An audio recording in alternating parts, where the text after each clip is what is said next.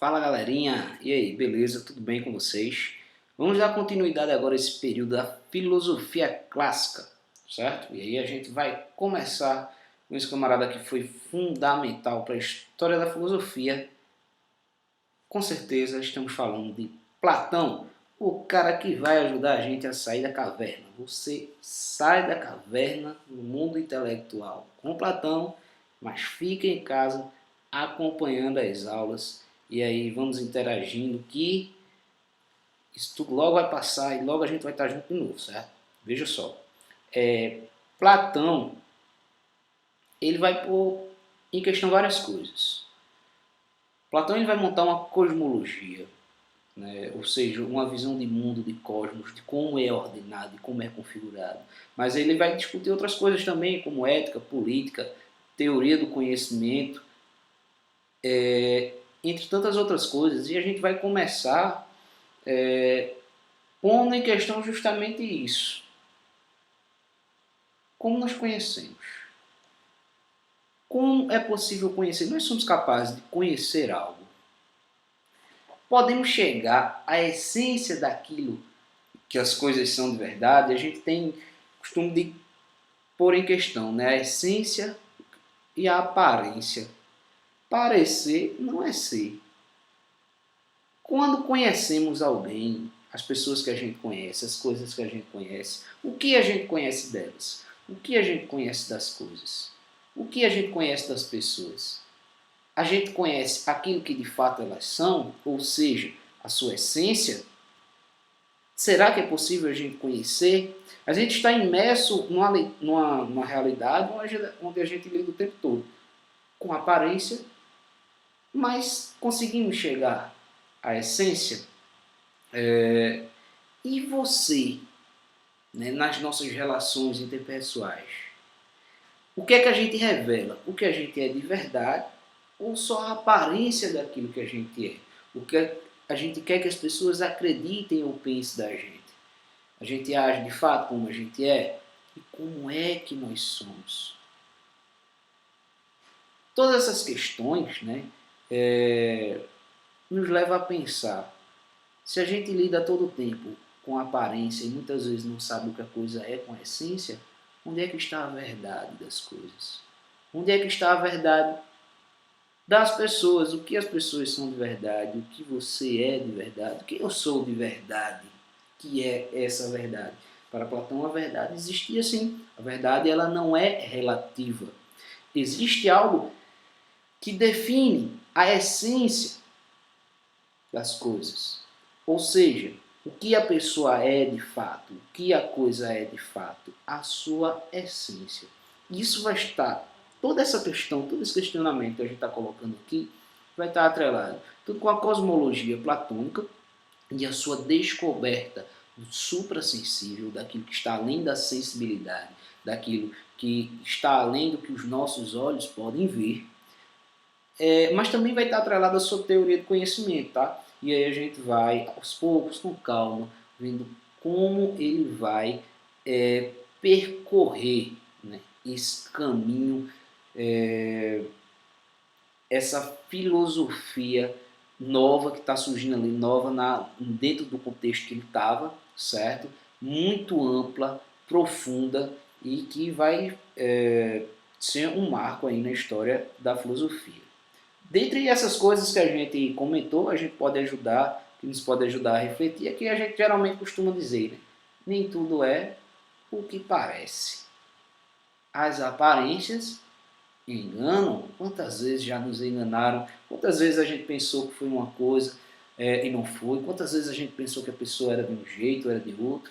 Né? Quantas vezes a gente também não já acabou enganando alguém, hein? Nem tudo que reluz é ouro. São ditos populares que nos levam a perceber que nem sempre a nossa realidade a gente consegue chegar à verdade.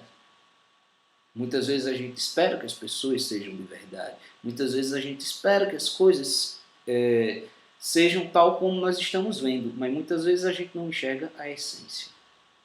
E como é que eu chego lá? Será que existe uma essência?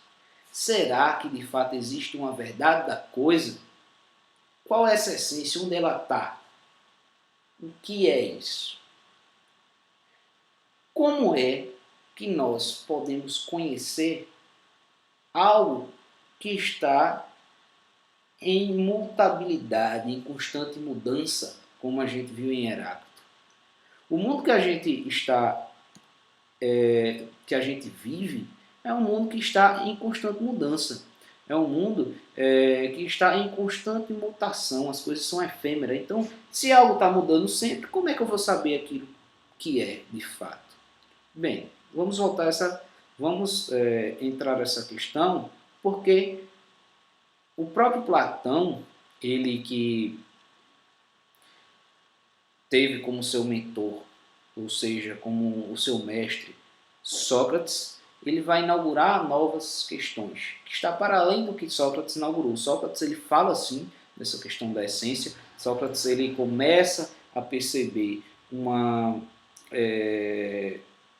noção antropológica da filosofia que ele concebe, mas Platão ele vai unir e ir além do que Sócrates fez, assim como ele vai fazer com os pré-socráticos também, toda aquela filosofia pré-socrática, filosofia da natureza, todo aquele que foi construído, ele vai retomar, ele vai fazer uma volta aos antigos, certo? E ele vai estabelecer tudo isso nos seus principais livros, nas suas principais obras. Aí a gente tem o Banquete, a República, o Fedon, o Sofista, o Timeu, que é onde vai elaborar suas teorias, muitas vezes em forma de diálogo. Lembrando que Sócrates sempre está aí como um dos principais personagens desse diálogo. Platão, ele, ao elaborar sua teoria, ele não elabora do nada.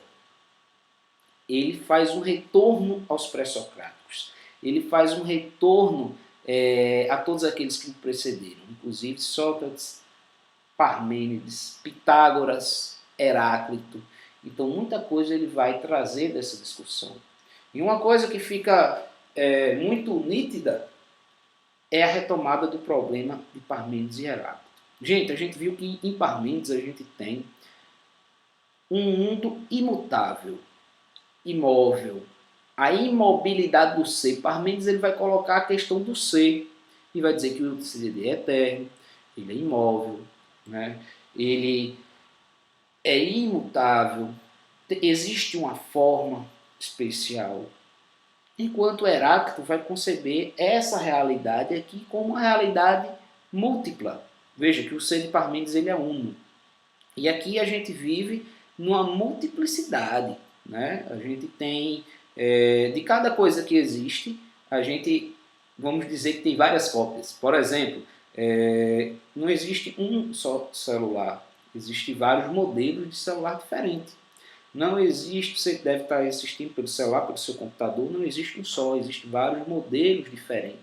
As próprias pessoas, existem pessoas diferentes. Então, é uma realidade múltipla, diversa. E todas essas entes, dentro dessa realidade, que é múltipla, está submetida ao devir. Que devir é esse? Essa mudança constante, essa efemeridade, esse movimento de geração e corrupção que está acontecendo a todo momento. E aí a gente tem esse conflito. E aí? Heráclito ou Parmênides? Isso aí consumiu um pouquinho o nosso juízo, né? A gente ficou pensando, foi massa. E agora Platão, ele vem resolver essa questão. Como é que Platão resolve isso? Como foi que Platão concebeu essas duas realidades? Exatamente. Ele vai unir essas duas realidades. Na sua cosmologia, Platão ele vai perceber que a realidade ela é uma só, mas ela tem uma dimensão dupla, certo? Ou seja, presta bem atenção.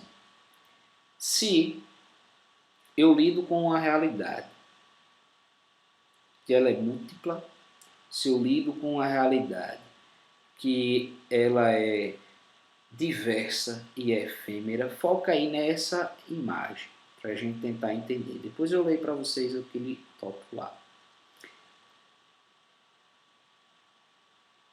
Como é que eu consigo compreender a ideia de cavalo, o conceito de cavalo, por exemplo, como está na figura?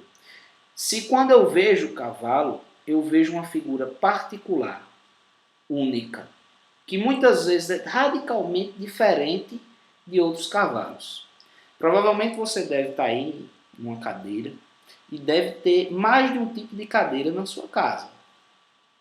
Olha aí os tipos de cadeira que tem. Quando você identifica, quando você olha para a cadeira, por mais diferente que seja uma das outras, você vai identificar aquilo como uma cadeira e não como um sofá, como um banco, como um carro ou qualquer outra coisa do tipo. Você vai pegar outro modelo de cadeira totalmente diferente, mas você vai identificar aquilo como uma cadeira. A gente está tendo alguns exemplos aqui, ó, de seres humanos, de casas diferentes, de carros diferentes. Por mais diferentes que sejam, eu identifico aquilo como um carro, como uma casa, como um homem. O que proporciona, o que me possibilita eu compreender a ideia de carro, a ideia de homem, a ideia de cavalo, mesmo vendo multiplicidades, muitas vezes radicalmente distintas, bem diferentes, aparentemente. Aparentemente são diferentes. Né? Então, o que é que me possibilita conceber aquilo como o que é de fato? Esses modelos de casa como uma casa, apesar de tão diferentes. O que é que me possibilita isso? Então, Platão ele vai lançar uma hipótese necessária.